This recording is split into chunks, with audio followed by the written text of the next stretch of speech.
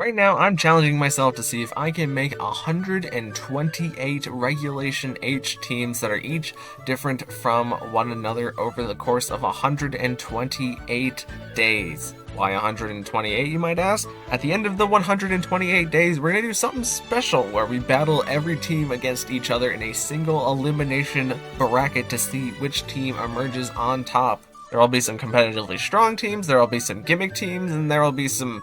probably a good number of goofs and gaffs in there, so if you want to follow through to the end, subscribe so that you can keep up with each day. But without further ado, let's move on to day 60. Alright everybody, welcome back to another video, and in today's video, we are going to be ensuring that the crit matters because we are hopefully going to be making it so that the crit always happens. And there's a few different ways to make that happen, but let's just start off by talking about Hunchcrow, who has the ability Super Luck, which will raise the chance of landing a critical hit by one stage. So that's base 1/8 stage. In case you don't know, if you don't have any increases at all, the chance of getting a critical hit is 1 in 24. And then if you increase it one stage, that's a 1 in 8 chance. And then if you increase it 2 stages, it becomes a 1 in 2 chance, or a 50% chance. And then if you increase your critical hit rate 3 stages, that becomes a 100% chance to crit. So with Super Luck, we get one stage, and with Scope Lens as our item, we get another stage. And then if we are using the move Night Slash that has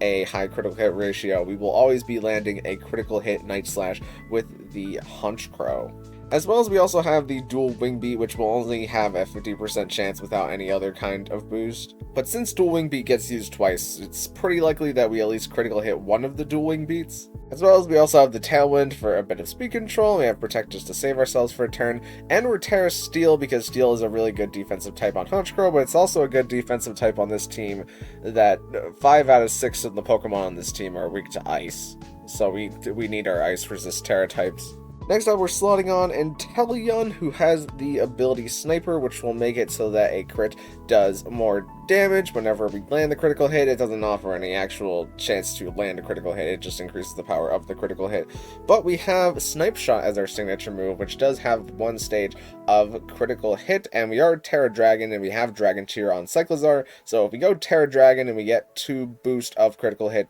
off of the Cyclizar's Dragon Cheer, that means we'll always be critical hitting with our Snipe Shot so that we can get the Sniper boost. And we're actually doing a bit of a funny thing here where we're 2 speed IVs on Inteleon to make it so that our Choice Scarf makes it so that we just underspeed Cyclizar by exactly 1 point. And Inteleon was already really fast, so we don't really have to worry about underspeeding too many things in the format that we can just outspeed with other mons or hopefully tank the hit with. And it's nice because Dragon is also a good Terra type for things that we were previously weak to. But also on Inteleon, I decided to slot on the Icy Wind just in case we want to go for a bit of speed control with Inteleon. We also have the option to click Shadow Ball, but we don't click it very often, and we also have the option just to flip turn out. Next up, we got Meowscarada. Meowscarada is always going to be landing the critical hit with its signature move Flower Trick, which is 70 base power but never misses, which is pretty good. And we are also doing the Focus Sash Overgrowth strategy, where if anything brings us down to our Focus Sash, it is going to multiply the power of our Flower Trick by 1.5 times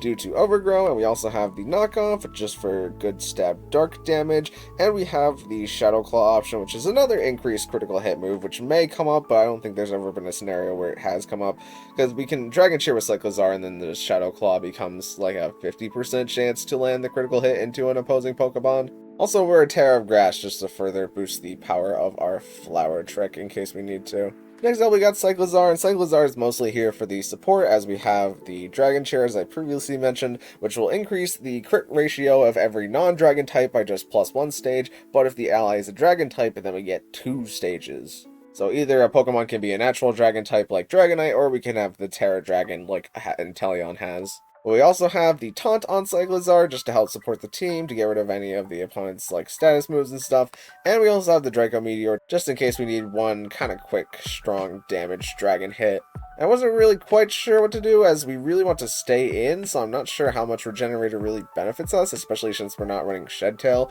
on this Cyclizar, but Shed Skin is kinda not great since it's only a 33% chance to get rid of a status condition. And we do have the Citrus Berry just to heal us up while we're in the game for a little bit. And we're Terra Ghost so that we're hopefully not getting faked up. But I could also see you just running like a Covert Cloak on this Cyclizar. Up next, we got Hisuian Decidueye, and Hisuian Decidueye's signature move, Triple Arrows, does have one critical hit stage, so if we get the Dragon Chair off of Cyclozar, it means that it's a 50% chance to land the critical hit, but we already had a 50% chance to drop defense, and also a 30% chance to flinch, which are both pretty crucial if you can gamble them on the opponent that you hit. And we are scrappy, as all your Hisuian Decidueyes really should be, so we can ignore the fact that we cannot hit Triple Arrows into Ghost types, because it's a fighting type move. Scrappy allows us to do that. But we also have the Leaf Blade option, which is another increase for critical hit rate but this time for our grass type damage, and we just have Brave Bird and Sucker Punch as good slot in type coverage options, as we are running the Assault Vest, so we can't run any status moves on the Hisuian Decidueye.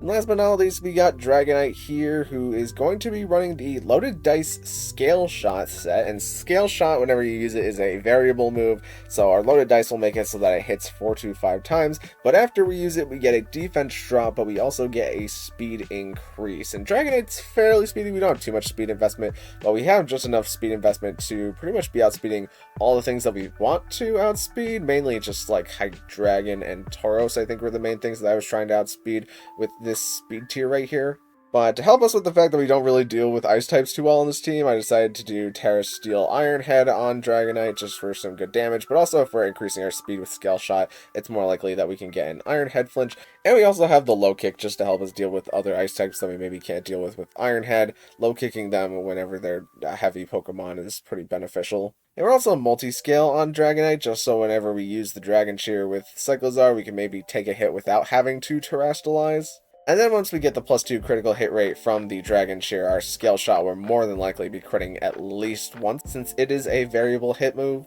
But yeah, that's the basic gist of the team. Let's get into some battles. Alright, here we have a Snow team, which is probably one of our worst fears on this team, admittedly, but they also have things like the Murkrow, who cannot haze away our critical hit boost, which is a very important thing to know, but them tailwinding for all the other Pokemon whenever our speed control isn't as good as Murkrow is a little off-putting, to say the least. They decided to start with Tentacruel and Ninetales, and I'm pretty fine with that, as I started Inteleon and Dragonite, and we immediately Terra Steel Dragonite, and I tried to Icy Wind to make the Ninetales slower than Dragonite here, but Tentacruel gets the knockoff, so it gets rid of our loaded dice, and the Ninetales is still faster, so it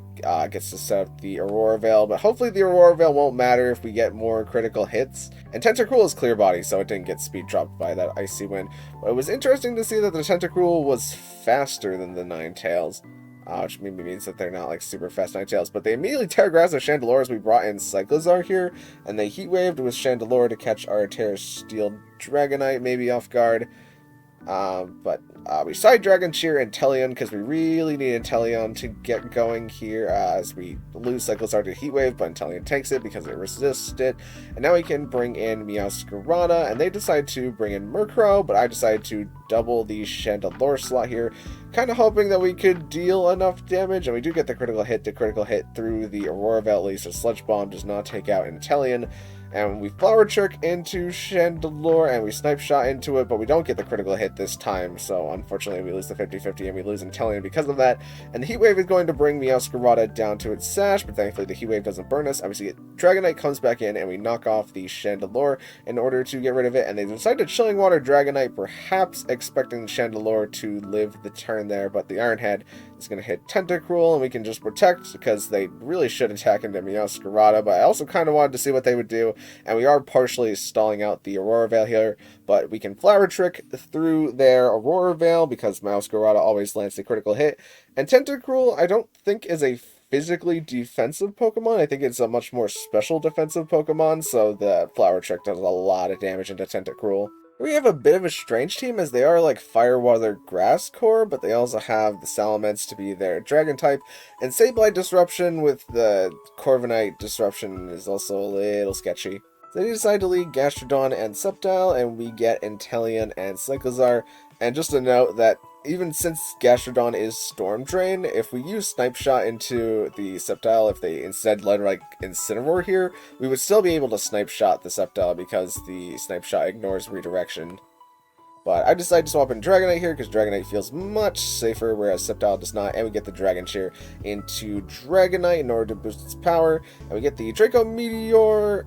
critical hits from Cyclozar, which is not really necessary here. But we Scale Shot the Gastrodon to try and get as much damage here, and we land 2 critical hits right away with our Scale Shot, and we land all 5 hits. So pretty good Scale Shot there into Gastrodon to take that out. But now they get to bring in Incineroar, and I decided to swatch in Honchkrow because I thought they would fake out Inteleon, but they decided to fake out Dragonite instead, and they Giga Drain into what is now Honchkrow, because Honchkrow at least resists the hit, but Honchkrow isn't super bulky. And they Focus Blast crit Honchkrow, which is rather unfortunate to say the least, but now we get to bring in Inteleon at least, and they reveal Salamence in the back, and their Salamence is Moxie, and we try to go for the Terra Dragon to resist the Giga Drain here, because Sceptile could be faster, and unfortunately we missed the Scale Shot into Sceptile as they get to bring in Incineroar here in order to pressure a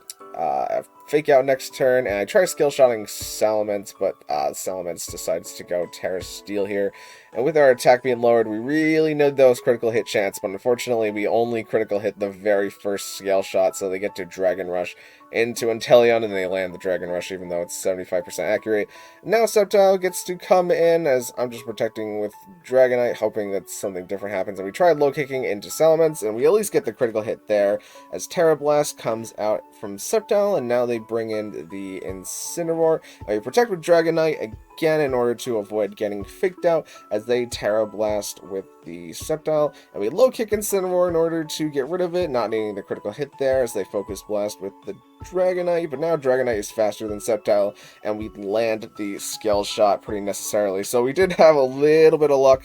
not go our way there with our Scale Shot hit lands or critical hits, but it all worked out in the end, thankfully. Up next we got Pelipper Rain and Mouse Ape, and also Goldango is a very offensive piece, so this is a pretty well put together team that synergizes a lot. They decide to lead Mousehold and Archaludon, and we lead Inteleon and Cyclizar here. And they immediately Terra Grass Archaludon as we Dragon Cheer Inteleon, and we do get the 50% chance to crit the Mousehold here, which I'm not sure if it mattered, but they Terra Blast Inteleon, but Inteleon takes it, thankfully, because we have so much HP investment in Inteleon, which is absolutely correct.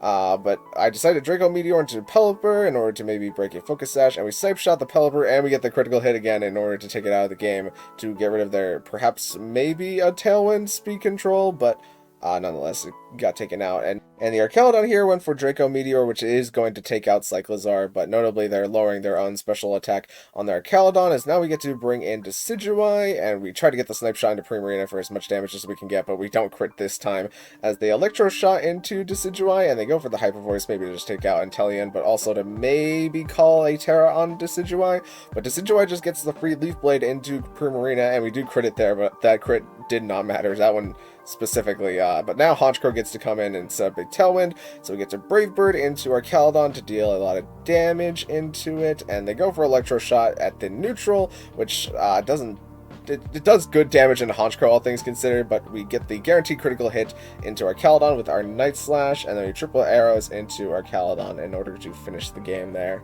Up next, we have what looks to be a Golem Explosion team, as I was expecting them to lead Golem and Palma and then just try to explode, since the Palmot's probably Volt Absorbed, so it doesn't care about the explosion. Or they could also lead the Rabsca, since as we saw before, the Rabsca does have Telepathy as one of its abilities in order to set up Trick Room. But they do end up leading Palma and Golem here as we lead Cyclizar and Honchkrow, as I felt that was the best thing that would allow me to deal with the threat. And we double protect here in order to not only not catch a fake out, but also to avoid the explosion. And the explosion comes out. So they're one Pokemon down now as they bring in Grafaiai, but Grafaiai actually does something pretty cool here where it copycats the explosion, and since Grafaiai is not galvanized, it turns into normal explosion, which means that Grafaiai actually gets stabbed there. The explosion takes out Cyclizar, and it brings Palma down to a Focus Sash, and they decide to Revival Blessing back Golem, but we get the Night Slash into Palma in order to try and deal with that there. So now we can bring in Meowscarada, and their Dragonite decides to Terra Normal, and I protect Meowscarada just to preserve the Focus Sash. And I kind of expected them to explode again, so we also protected with Honchkrow, but this time they just decided to Rock Slide with Golem. And since Meowscarada is Sash, we don't fear the extreme speed from the Dragonite, so we just get to take out the Golem here. And we Night Slash into Dragonite, and I thought that Night Slash would do more damage, but we get to Terra Steel Honchkrow here just to resist the extreme speed, which even though it's resisted, it still does a bunch to Dragonite. But it seems like this Dragonite was actually multi-scale because we did much more damage with that second Night Slash, and because we have two Pokemon who can both hit into Dragonite, but Dragonite can't spread move into us, we're gonna win the game there with our last critical hit, Night Slash. Up next, we have Fire Water Grass, but I mean, I don't know if Whimsicott really counts as grass. The more offensive components here are like Goldango and Blood Moon or Saluna, and the Espathra does have the ability to pressure because I thought it was probably Lumina Crash, so that way it could lower the special defense of our Pokemon and then make their special attackers do more damage. So we lead Honchkrow and Meowscarada here as they lead Whimsicott and Palafin, which is a good lead for us, but they flip turn into Honchkrow, but it doesn't do too much damage as they bring in Espathra here, and we Flower Tricked into that slot, and it does good damage to Espathra, but they decide to side fling into Espathra, and the object that it looks like they flung was a Patea Berry, which will cause a Pokemon's special attack to increase whenever it eats the berry, and whenever you fling a berry, it causes that Pokemon to eat it. So Espathra was also having a weakness policy, so it also gets a special attack increase. But we were able to dual Wing Beat into the Whimsicott, just in case the Whimsicott was Focus Sash, but as we saw, it was flinging a Patea Berry, so the dual Wing Beat doesn't matter too much there. But now they bring in the Palafin, and they just decide to protect with Espathra, which is what I predicted they would do, because they need the Speed Boost turn in order to beat Meowscarada. So we just get to Flower Trick into Palafin as they decided to Ice Punch into our Honchkrow. And now it is Decidueye and Goldango on the field, and we can just sucker into the Espathra in order to take it out here, since it doesn't have any defense boost, and I Flower Tricked just in case the Sucker Punch didn't get the Espathra if they decided to Terra it there, but Goldango is the one Terra stealing Make It Rain, and Decidueye takes it because of the Assault Vest, and Meowscarada takes it because of its Sash, and the knockoff is just going to do enough damage into the Goldango, landing a little bit of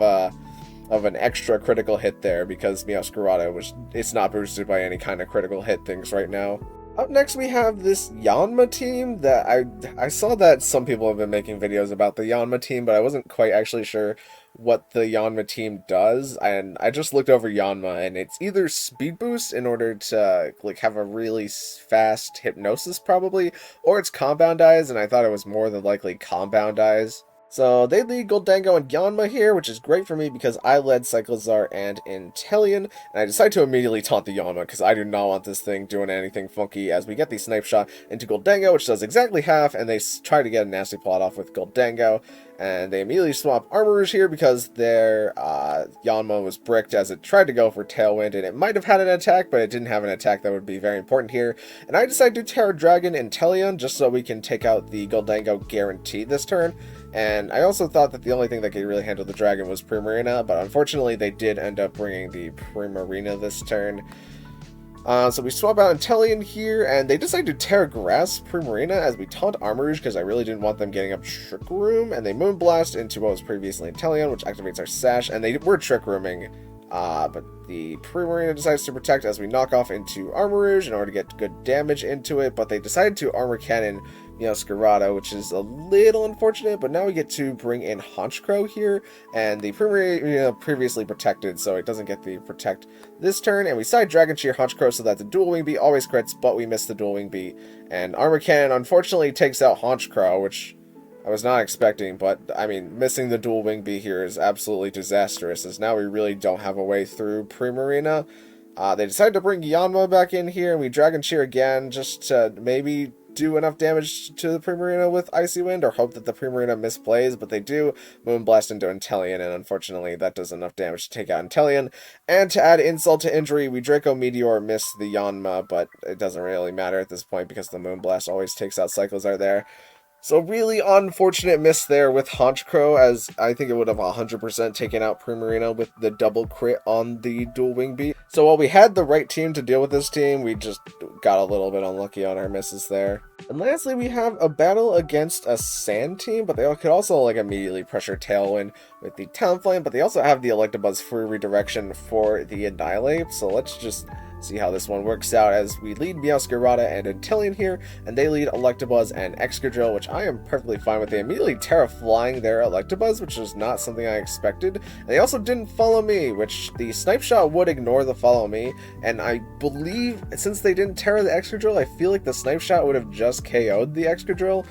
but they immediately decide to taunt into Inteleon for a reason I don't really understand. Maybe because they wanted to catch like a focus energy on Inteleon, but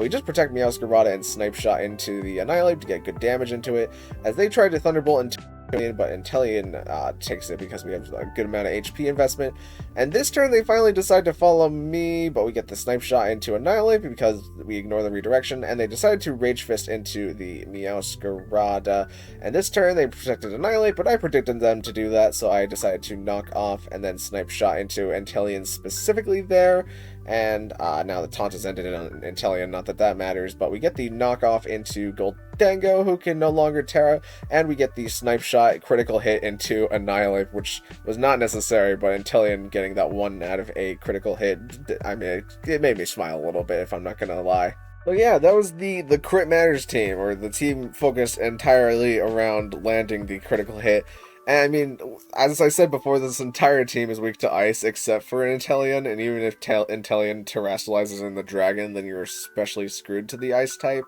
But like, one of these components being on a team by itself definitely does not hurt anything.